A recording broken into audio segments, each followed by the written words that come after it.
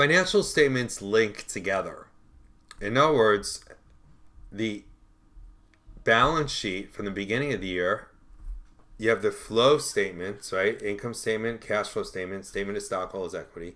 Link the beginning balance sheet to the ending balance sheet. So for example, you can see here with retained earnings, beginning retained earnings is on the September 27, 2014 balance sheet. You add net income, which comes from the income statement, subtract dividends, which comes from the cash flow statement and the statement of stockholders' equity, forget about other, and you get ending retained earnings, which would belong on the balance sheet of the company at the year end. So here you can see that linkage.